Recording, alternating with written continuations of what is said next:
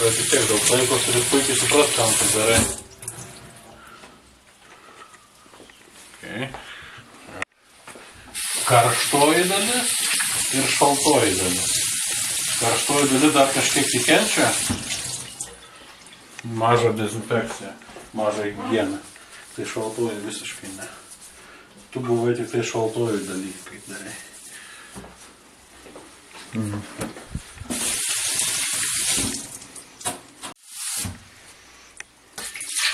Tai dabar kiek tu čia? Nu dabar darysiu paprasčiau, tau atrodo. Aš hidromodulį darau 1:3, daugiau prie 1:4 nedarau. Tai yra 1 dalis salyklo, 4 dalis vandens. 15 litrų vandens, ne? Ja. Nu, gut. Vanduo šyla. Dangčių uždengsim. Norsim pultrišius. Mes dabar darysim salinimą. Salinimas tai yra salyklo jau nebe grūdų. Grūdai būna daiginti. Ir paskui jau sumalti į salyklą. Ir kadangi jie padaiginti, juose yra dalis krakmolo likę ir dalis išaugę ant fermentų, kurie tą krakmolą kramto, paverčia į cukrų. Salinsim, bandysiu salinti ties 63 laipsniais.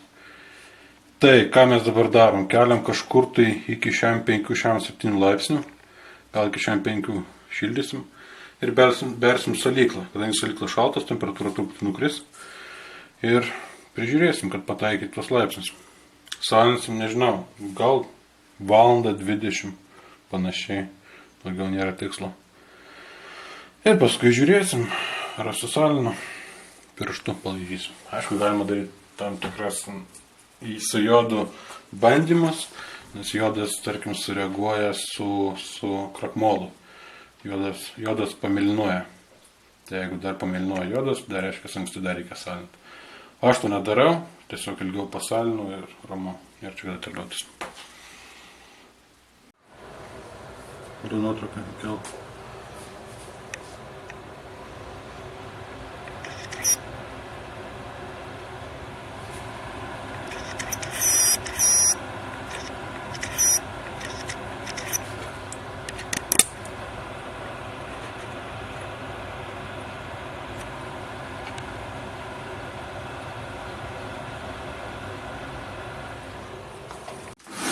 Taip, pati pradžia, sušilo vanduo, salyklas jau sumaltas ir pilam po truputį. Svarbiausia gerai išmaišyti, kad nesuliptų į gumuliukus. Sausų gumuliukų mums nereikia, kad viskas gerai išmaišyti, nežinau. O apie salyklos sudėtį? Salyklos sudėtį, kokią salyklą naudojau?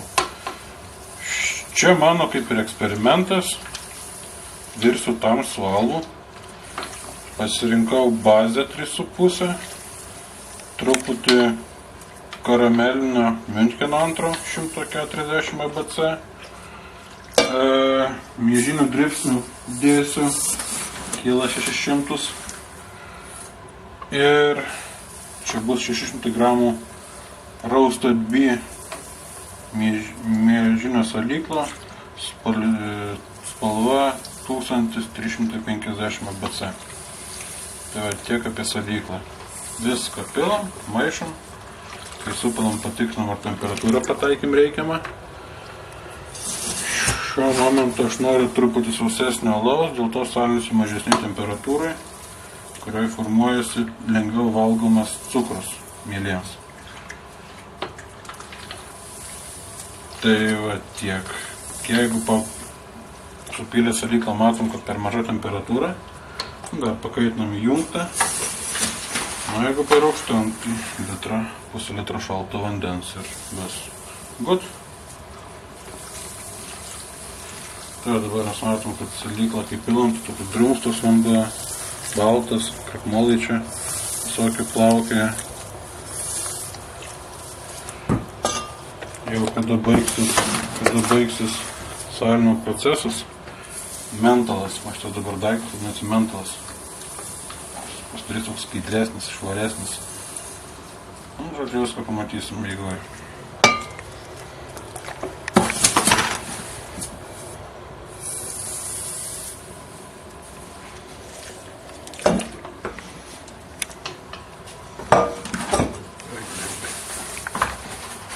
Kai ten dar labai karšta ir kelia temperatūrą, man to nebereikia. Taigi vienas darau, tai greičiau supilu. Tai kiek dabar laipsnių? Dabar pažiūrim, kiek aš pataikiau. Norėjau apie 62, 63 pataikyti. Žiūrėsim, kas čia gausis.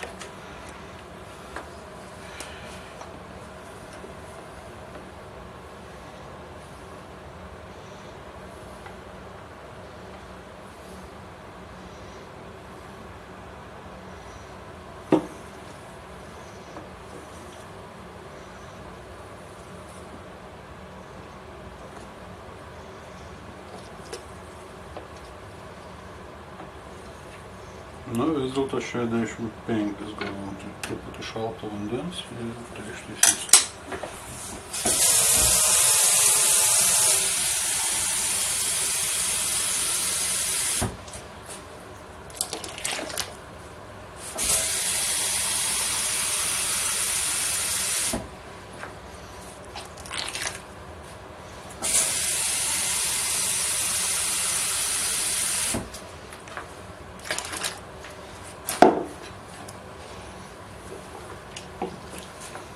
Maišom, kaip pasiskirstytų gerai. Senos baimės sudirbo. Pamiršau dribsnių supilt. Niekinis. Kiti dar truputį juos pasmulkina per malūną. Ir aš malūną neturiu, aš taip darau. O kiti specialiai nesmulkina. Nes jau kaip ir suploto, čia iš nieko nelikia.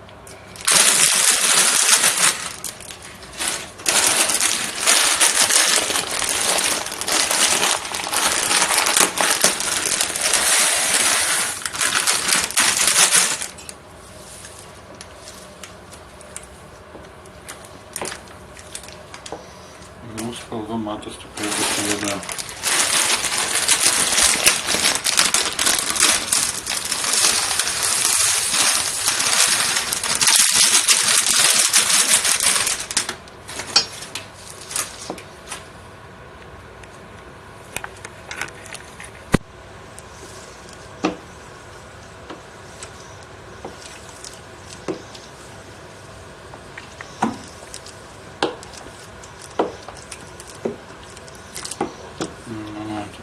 Modelis daromas 1:3, ne šiaip sau. Dar kaip ir salyklo vandens santykis leidžia normaliai išmaišyti ir palikti pakankamai vandens paskui ant tekinimo.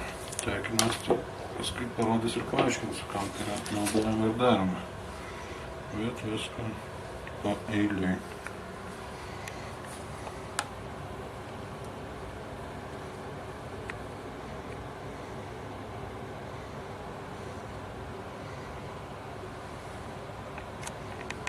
Man, jo, beveik pataikiau.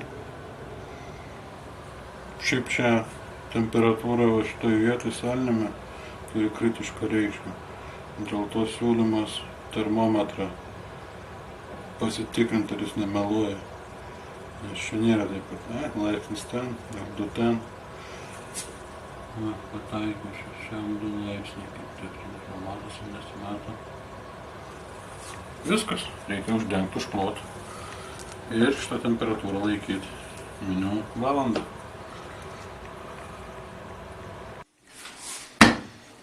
Jau. Praėjo kažkur tai valandą kem, pasipušiau. Dabar kelsim temperatūrą, kad visi fermentai numirtų, kad mentolo temperatūra pakiltų iki 78 laipsnių. Truputį gal daugiau kelsim, iki 80. Tada mentolas paskystėja, cukrus pasidaro labai takus, pilsim į tekinimo mano kubilą ir tekinsim. Kai vyks tekinimas, sustiksim. Tai dabar permetam mentolą į tekinimo kubilą dabar jau pakaitintas iki 80 laipsnių. Gražiai metam. Kuo mažiau nemetam iš viršaus dėl oksidacijos. Ir tokiu būdu sudėsim, leisim truputį pasistovėti porą minučių ir pradėsim tekinimą. Tekinimas labai svarbus. Taip, matyt? Taip, pradėsim dabar tekinimą. Iš lėto atsukinėjom kraniuką, stengiamės užpildyti žarną, tam, kad kuo mažiau kontaktuotų su oru, tam yra šita žarna. Kam reikalingas šis indas? Pradžiai, kai pradeda tekėti misa, jinai būna su visokiam, nežinau, dabar aišku tamsus labai tankus nesimato, bet būna salyklo dalių, visokių šiukšlių, kurio mes aluje nelabai norim turėti.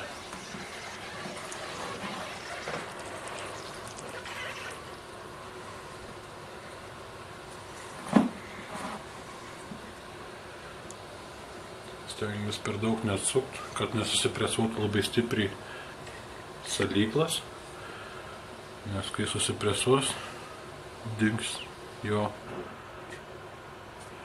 takumas. Dabar mes grąžinam dalį tekintos mėsos į mentalą. Labai iš aukštai pilt nereikia, vėlgi dėl oksidacijos ir kad nesujudint tos sluoksnio, kuris susidaro filtravimo metu. Čia mes grąžinsim, nežinau kiek čia to. Bandysime 4-5 litrus grąžinti atgalus, ratu praleisti.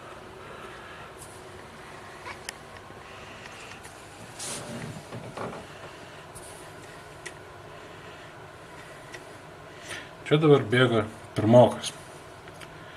Jis yra labai tankus, labai daug jame cukraus. Paskui supilsim dar karšto vandens, gausis antrokas. Mažiau cukraus. Dar iki trečioko dar gyvensim, kad kuo daugiau ištraukti saldumo iš mentalo salyklo.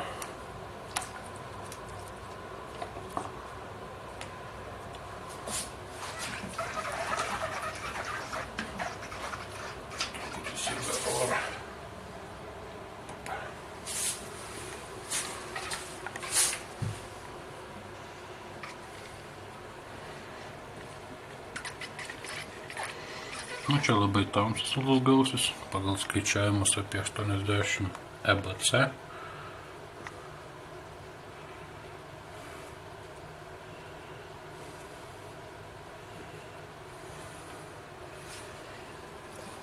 Tiesą pasakius, pirmą kartą tamsu, nežinau, ar čia gerai ar blogai kažkas pavyksta.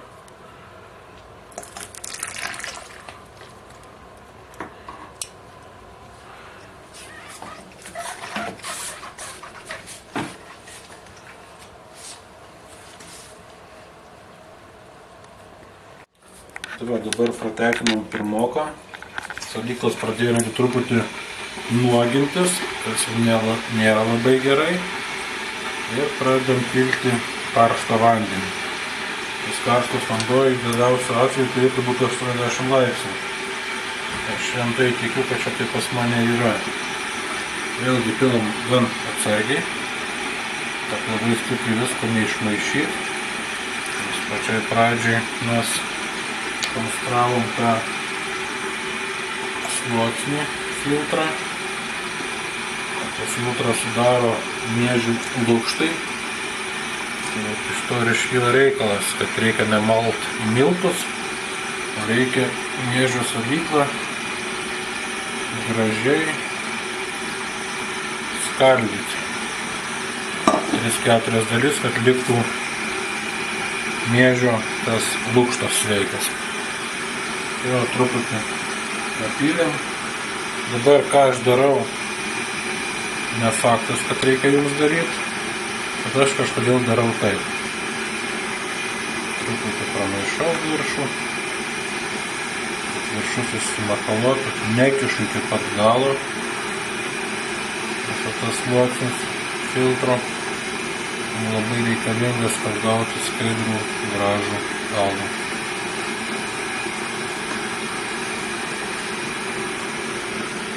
Tai va tiek. Minučių porą pastovės ir tekinsim antroką. Taip, dabar vykdom tekinimą. Tekinam lėtai ir pabiškiu, kad išsiplautų visas cukrus, visas skonis iš salyklo. Čia verdantis vanduo. Čia vanduo idealiu atveju turi būti 80 laipsnių. Aš manau, kad čia pas mane tiek ir yra.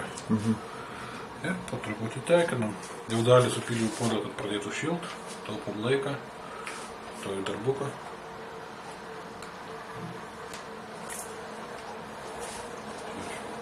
Šluojas, kad mažiau šilumos. Išpiruokim.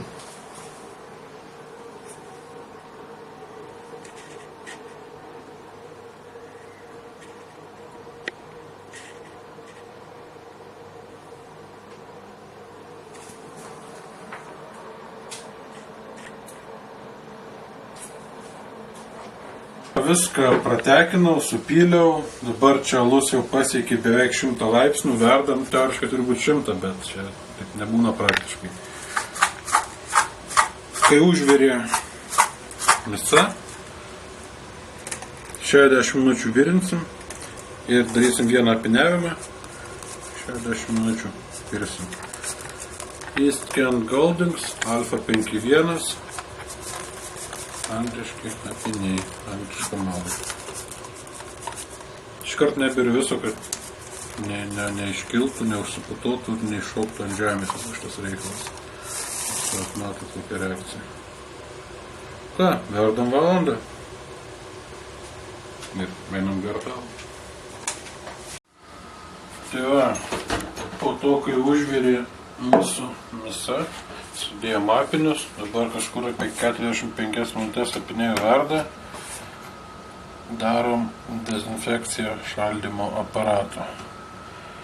Šaldymo aparatas, tai nieko gudraus, šaltas vanduo, įeina, prasimakaliuoja ir grįžtų išbėga karštas į kriauklę. Mums reikės staigiai atvėsinti alų, čia dar nevisai alus, reikia, kad mėras išvalgytų.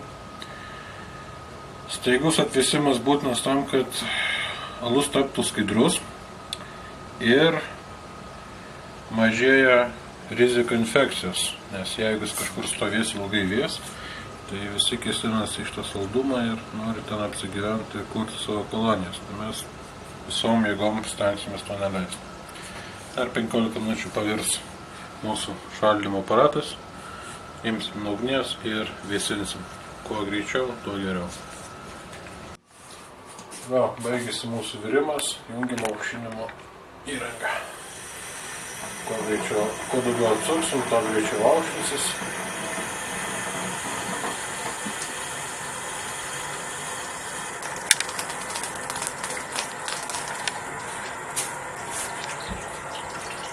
Bėga per kitą galą beveik verdantis vanduo.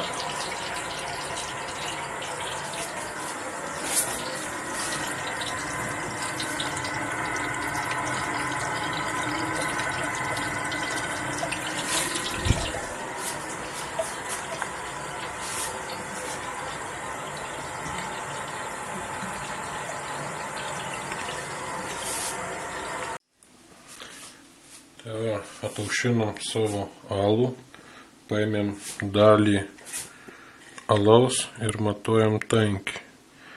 Teoriškai jį matuot reikia ties 20 laipsnių temperatūrą. Mes čia gavom 20 gal 6 net. Bet pagal tankį matosi 1,0, 48, 49, gal 50, jeigu įvertinsim, kad per šiltą matuojam. Planau, kad bus 10,46, kažkur tiek, gavosi geriau efektyvumas, nei aš planavau. Tai džiugu, dabar mes ataušinę savo alų įaeruosim. Aeravimas yra... Iki kiek laipsnių ataušintas? Ataušintas čia iki kažkur 26, būtų dideliu atveju iki 20, na bet kągi, darom kaip yra. Dabar atsuksim kraną, kad bėgtų iš aukštai, plona srovelė, kad sotintųsi deguonies. Deguonis reikalingas tam, kad mielis daugintųsi ir gyventų. Kągi, pradedam.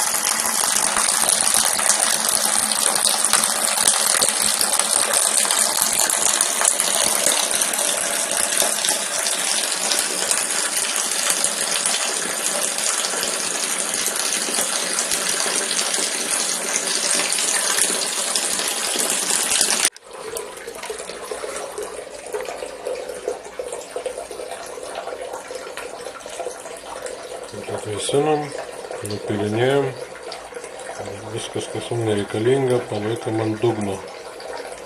Gražiai nukošam.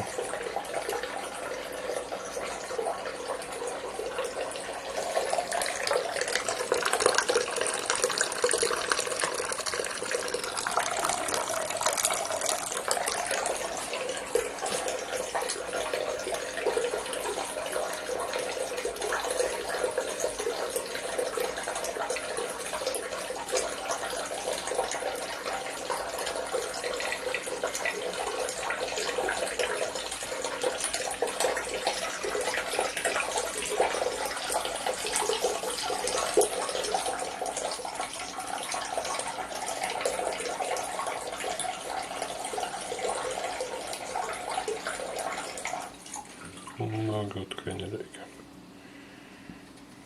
Va, kas liko.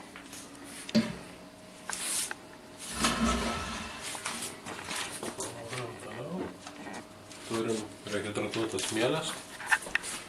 Rehidratavimas yra kambario temperatūros vandenis appilt mieles. Tokiu būdu jų lieka daug daugiau gyvų, nei tiesiog pilt dabar sausas. Didelis labai skaičius žūsta. Truputį suplakam. Nu ir ką, pradedam vakarėlį.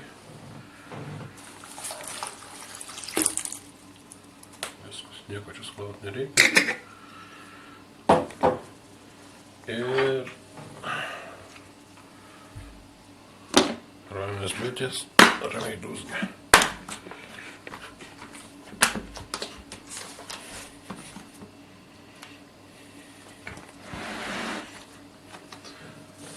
Ko dar trūksta iki pilnos laimės?